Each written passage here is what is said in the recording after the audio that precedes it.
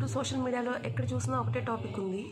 శివాజీ గారు చెప్పింది కరెక్టా, లేకపోతే అనసూయ గారు చెప్పింది కరెక్టా అని చెప్పి. దీంట్లో నా ఒపీనియన్ చెప్తున్నాను. అదేంటంటే శివాజీ గారు చెప్పింది కరెక్టే, కానీ 50%. అంటే ఎలా డ్రెస్సింగ్ చేసుకోవాలి ఏంటి అని చెప్పింది కరెక్టే, మంచిగా ఉండండి, మంచిగా డ్రెస్ వేసుకోండి అని చెప్పి. కానీ చెప్పిన విధానం ఏదైతే ఉందో అది నచ్చలేదు. అంటే అంత వరస్ట్ లాంగ్వేజ్లో చెప్పాల్సిన అవసరం లేదు.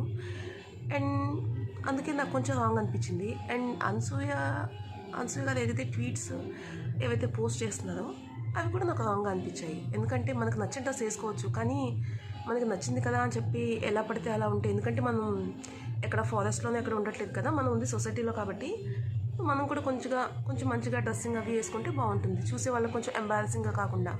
అయినా మనం ఒకరి చేత చెప్పించుకోవాల్సిన అవసరం ఉండకూడదు కదా, మనం ఎలా ఉండాలో మనకు తెలుసు. సో నాకు తెలిసి ఈ టాపిక్లో అయితే ఇద్దరిది రాంగ్ అని చెప్పి నాకు అనిపిస్తుంది. అండ్ ఒకరికి సపోర్ట్ చేసి ఒకరికి సపోర్ట్ చేయకపోయినా కూడా కొంతమందికి మనోభావాలు అయితే దెబ్బతింటాయి. సో ఈ టాపిక్లో ఎక్కువగా ఇంటర్ఫియర్ అవ్వకపోవడమే మంచిది.